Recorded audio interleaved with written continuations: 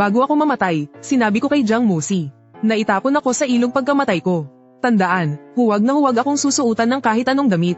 Hindi natiis ni Jiang Mosi. Sinuotan niya ako ng isang makulay na damit, at isinuot pa sa akin ang pamana nilang Pulse Ares na jade. 5 taon nang lumipas, nagkaroon ng matinding pagbaha. Mula sa ilog ay lumitaw ang isang puting dragon na nakasuot ng makulay na damit.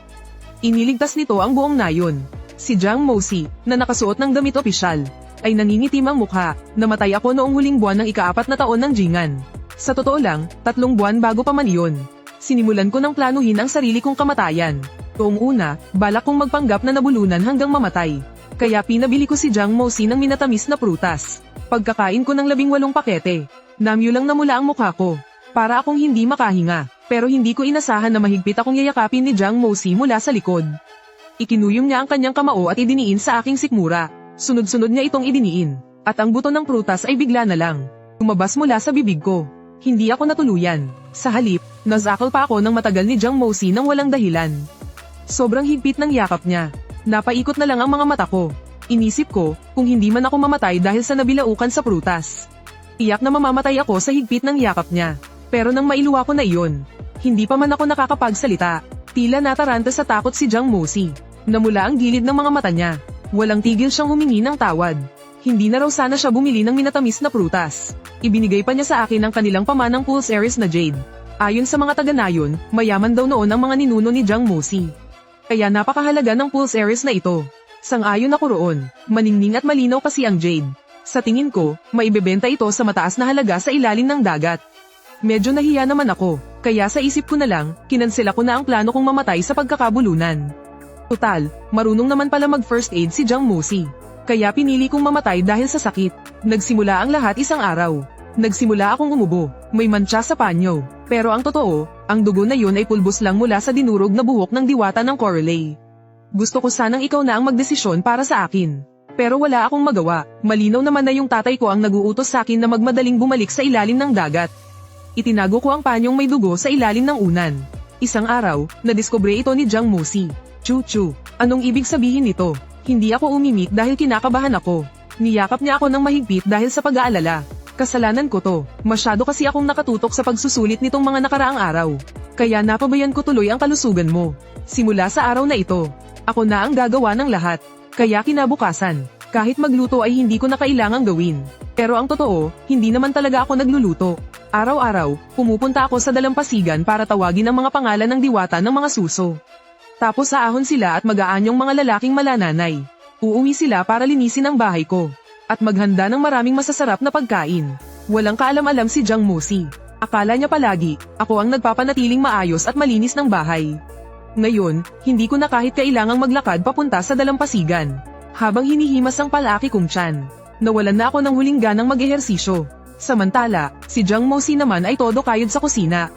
At napagtanto niya ang hirap ng mga gawaing bahay. Chu-chu. Hindi ko man lang alam na ganito pala karami ang mga ginagawa mo noon. Nahirapan ka ng husto, pinagpawisan ako sa sobrang kaba at guilt. Tapos inabutan niya pa ako ng sabaw na pampalusog. Lagi kang pinagpapawisan ng malamig. Pero gaano man kaalaga si Jiang Mosi sa akin, hindi pa rin gumagaling ang ubo ko.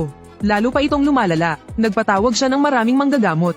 Walang kahit isa sa kanila ang makapagsabi kung ano ang sakit ko. Kasi nagkukunwari lang naman ako. Natuto ako ng isang magandang salita, ang humilata na lang. Kaya buong araw na lang akong nakahiga sa kama. Naghihintay na lang na masubuan ng pagkain. Araw-araw, binabalot kong mabuti ang sarili ko. Ayokong madiskubre ni Jiang Mosi.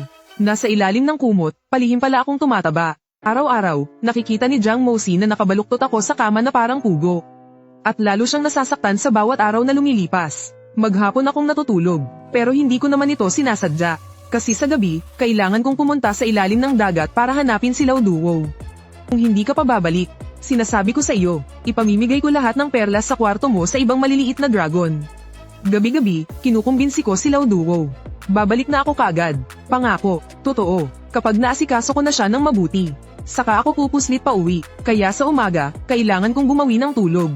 Pero hindi naiintindihan ni Jiang Mosi. Isang araw, habang mahimbing ang tulog ko, malabo kong naramdaman ang isang anino sa gilid ng kama. Mababa ang boses ni Jiang Mosi, kaya hindi ko marinig ng malinaw. Chuchu, patawad, hindi kita mabibigyan ng magandang buhay. Wala pa akong karapatan ngayon. Hintayin mong matapos ako sa pagsusulit para sa gobyerno. At ako ay, hintayin mo ako, magpakatatag ka, siguradong babalikan kita ng Marangya. Dahan-dahan niyang inayos ang kumot ko. Tapos umalis na siya, wala akong kaalam-alam sa lahat ng ito. Isang araw, nang magalit si Lao Duo, ang tinatago kong 987 gintong barya, ay binigyan niya ng isa ang espiritu ng seahorse. Nagsimula na akong mataranta. Pagkatapos magluto ni Jiang Moxi noong araw na iyon, pumunta siya sa akademya. Nasa kusina ako, pinatawag ko ang river snail spirit para bigyan ako ng merienda. Hindi ko naman inasahan na hindi ko pa nauubos ang pumpkin soup ko.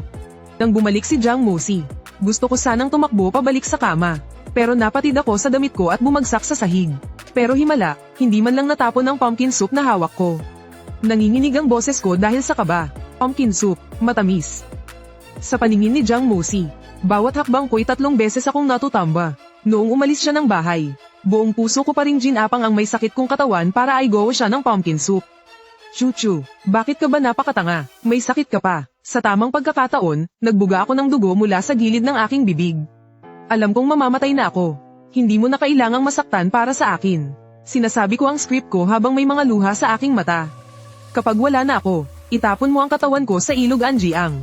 Tandaan mo, huwag mo akong susuotan ng kahit anong damit. Dumating akong walang saplot sa katawan. Kaya dapat lang na umalis din akong walang-wala. Ipinikit ko ang aking 5 pandama at nagpatay-patayan. Kaya naman, hindi ko na narinig ang kanyang paghagulgol. At hindi ko na rin naramdaman ang pagpatak ng mga luha niya sa aking bangkay. Pagkalipas ng 7 araw, nagising ako sa ilalim ng ilog Anjiang. Gusto ko sanang umahan para tingnan ang paligid. Pero natatakot akong may makakita sa akin. Dahil 7 hanggang 8 taon na rin akong nanirahan dito. Noong taong iyon, nag-away kami ni Lao Duo. Umalis ako sa Dragon Palace. Naglayas ako, napagod ako sa kalalakad sa ilog. Kaya nagpahinga muna ako sandali. Sakto namang napadaan si Jiang Moxi at iniahon ako. Inalagaan niya ako at ng mga taga-nayon sa loob ng mga taong ito. Napakabuti nila sa akin, kaya mas mabuti sigurong huwag ko na silang takutin. Nagpagala-gala ako sa ilalim ng dagat sa loob ng 5 taon. Hanggang sa 9 na taon ng Jingan. Umulan ng malakas sa loob ng 7 araw. Gumuho ang dike sa itaas na bahagi ng ilog. Sinira ang mga palayan at kabahayan. Nagmamadaling pumasok si Dalagang Suso sa palasyo ng dragon na takot na takot. Prinsesa, masamang balita, ang paborito ninyong kanin ay tinangay ng baha. Nasanay akong kumain ng kanin noong nasa mundo ako ng mga tao. Kaya kahit pagbalik sa palasyo, isa pa rin akong dragon girl na mahilig kumain. Kaya taon-taon, umaahon si Dalagang Suso para magnakaw ng palay. Laging nagtataka ang mga taga-nayon. Hindi nila maintindihan kung bakit nawawala ang isang bahagi ng palay sa bukid taon-taon. At bigla na lang may lilito na mga isda. Narinig ko ang pag-iyak ng mga taga-nayon sa ilog Anjiang. Sila ang mag-asawang Daswang na naging napakabait sa akin. Tinangay ng baha ang kanilang anak. Nalungkot ako habang pinapanood sila. Hindi ko na napigilan at nagbalik ako sa tunay kong anyo. At sumugod palabas ng tubig. Isang tao bawat isang kuko. Gusto kong sumagip ng mga bata. Masaya kong naisip, siguradong ang astig ng itsura ko habang negal iligtas ng mga tao. Kasi naman, tulala ang mga taga-nayon habang nakatingin sa akin. Bigla, narinig ko ang batang niligtas ko. Na sinasabi kay Daswang, bakit nakasuot ng makulay na jacket ang dragon na yan? May suot pang pulse earrings sa kamay. Baka alaga lang yan ng kung sino. Teka, bakit parang gawa ni Moxi ang makulay na jacket na ito? Napatingin ako sa sarili ko. Para akong tinamaan ng kidlat. Nakalimutan ko pala ang tungkol sa mga damit ko. Tumingin ako sa gilid. At biglang nakita ko ang nakasuot ng uniforme ng opisyal. At nagtama ang mga mata namin ni Jiang Moxi na puro putik. Ang mga opisyal sa paligid niya ay nagsisigawan sa tuwa.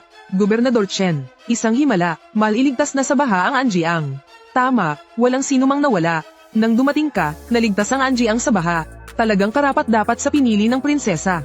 Nagbubulungan ang mga opisyal sa paligid. Pero parang walang naririnig si Jiang Moxi. Nakatitig lang siya ng diretso sa akin. Iniwasan ko ang tingin ni Jiang Moxi. Nang marinig kong walang kulang sa mga tao. Mga alis na sana ako. Bigla akong may narinig na lumagapak. Tumalon si Jiang Moxi sa tubig. Napasigaw sa gulat ang mga opisyal at taga-nayon sa pampang. Kinabahan ako. Alam kong hindi marunong lumangoy si Jiang Moxi. Kaya sumugod ako sa rumaragasang ilogan. Masigasig kong hinanap si Jiang Moxi sa ilalim ng ilog na puno ng halaman. Samabit ang katawan kong dragon sa mga halamang tubig. Nasayang lang ang oras. Sa sobrang pagmamadali, nag-anyong tao ako. Hinanap ko si Jiang Moxi sa ilalim ng tubig. Sa wakas, nakita ko siya. Nakapikit ng mahigpit ang mga mata ni Jiang Moxi. Palutang-lutang siya sa kalaliman ng tubig. Agad ko siyang hinayla. Mga ahon na sana kami. Bigla siyang damilat, at hinawakan ng mahigpit ang kamay ko. Nanaginip ba ako? Ikaw ba yan? Chuchu, miss na kita. Sa sobrang taranta, pinawalang malay ko si Jiang Mosi. At kinaladkad ko siya paahon. Pagkatapos kong may ahon si Jiang Mosi, napaupo na lang ako sa pampang dahil sa pagod. Walang magawa, napayuko ako at tiningnan ang damit ko. Hindi na nakapagtataka kung bakit nakilala ni Tian Dazuang ang damit ko. Ang damit na ito ay si Jiang Mosi mismo ang gumawa, pero napakapangit ng pagkakatahi niya. Tabi-tabingi ang mga tahi. Noon kasi, pabiro kong sinabi. Siguradong agaw pansin to kapag naglalaro sa tubig. Tiyak na ako ang pinakamatingkad sa ilalim ng dagat. Kaya nangako si Jiang Mosi na igagawa niya ako ng best idang bulaklakan sa susunod na tag-init. Hindi ko naman inasahan na bigla akong mamamatay noong Disyembre. Hindi ko alam kung paano niya sa loob lang ng 7 araw nagawang tahiin itong makapal at bulaklaking damit. Habang iniisip ko ang pag-aalaga niya sa akin, hindi ko alam kung ano ang pumasok sa isip ko. Bumalik ako sa palasyo ng dragon. At hindi ko na ito hinubad. Nagtanong-tanong ako sa daan. Habang pasan-pasan ko si Jiang Mosi papunta sa kanyang kasalukuyang tirahan. Inihatid ko si Jiang Mosi sa kanyang silid. Nang paalis na sana ako, napansin kong kahit walang malay si Jiang Mosi, mahigpit pa rin ang pagkakahawak ng kamay niya sa akin. Hindi ako makawala kahit anong gawin ko. Tinubukan ko siyang bulahin. Huwag mo na akong hilahin. Babalik din ako agad.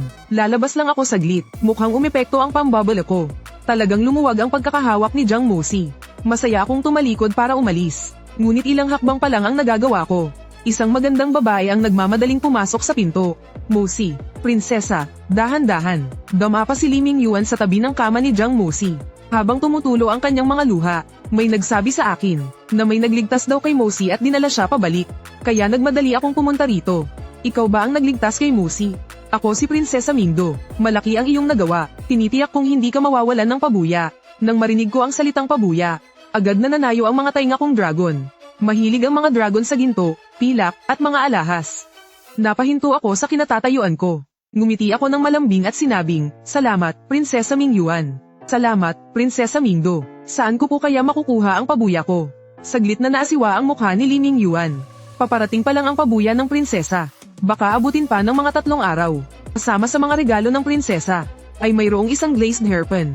Agit, sa bawat pangalan na binabanggit niya, napapalunok ako ng laway. Hindi ako nagpaiwan para sa pabuya. Sobrang kaakit-akit lang kasi ng prinsesa. Para sa inyo, handa akong tumanggap ng mga alahas at ginto. Kahit saan man kailanganin ni Prinsesa Mingyuan, susuungin ko ang bundok ng mga patalim at dagat ng apoy. Hinding-hindi ako aatras kahit kamatayan pa ang kapalit. Tungkol naman kay Jiang Mosi, sa bawat paggising niya, pababagsakin ko siya ulit. Oh, di ba, ayos na. Inihanda ako ni Li Mingyuan ng isang silid, ako na siyang nagligtas sa gobernador. Pagkatapos ay ibinigay niya sa akin ang ilan sa kanyang mga personal na alahas. Pareho kaming prinsesa pero sadyang magkaiba ang aming kapalaran. Sa palasyo ng dragon, kahit ako lang ang nag-iisang anak na babae ni Itay. Binabantayan niya ang kanyang mga kayamanan na parang kanyang mga mata. Hindi tulad ng mga prinsesa ng mga tao na nakukuha ang lahat ng gusto nila. Kayo po ang nagligtas sa buhay ng gobernador. Biglang yumandar ang isip ko. Bakit, ang prinsesa at ang gobernador, maganda ba ang relasyon nila? Napangiti ang katulong habang tinatakpan ang bibig niya. 4 na taon na ang nakalipas nang manguna ang gobernador sa pinakamataas na pagsusulit. Lahat ng kababaihan sa lungsod ay nabighani sa kanya. Hindi ba't normal lang na humanga ang prinsesa kay Ginoong Chen? Lubos akong sumang-ayon. Kung ganoon, kailan sila nagbabalak magpakasal? Binata ang lalaki at dalaga naman ang babae. Hindi ba't isa itong magandang pagsasama? Biglang nagbago ang itsura ng katulong. Umatras siya ng bahagya, at yumuko, "Pagbati po, Ginoong Lu." Paglingon ko, naroon ang lalaking laging kasama ng prinsesa. Bahagyang tumango si Lu Jiao. Nagmamadaling umalis ang katulong. Binibining Song, mayroon po bang anumang abala? Ipinadala ako ni Prinsesa Mingyuan para kumustahin ka. Nasabi ko na lang, malala ang pagbaha sa Anjiang ngayong taon. Maraming panganib. Hindi ko akalain na bilang isang prinsesa, si Kamahalan Mingyuan mismo ang haharap sa panganib. Hindi umabot sa mga mata ang ngiti ni Lu Jiao. Bakit, mayroon bang hindi kami nalalaman? Tinitigan ako ng malalim ni Lu Jiao. At umalis ng walang imik. Buti na lang at marami akong koneksyon. Kaya naman, nagdala ako ng ilang supot ng butong pakwan at pumunta sa bahay Chaan. Sa ilang salita lang, nakuha ko na ang sagot mula sa bibig ng tagapagsalaysay. Binibini, isipin mo ha, kakaiba ang tindi ng pagbaha sa Anjiang ngayong taon.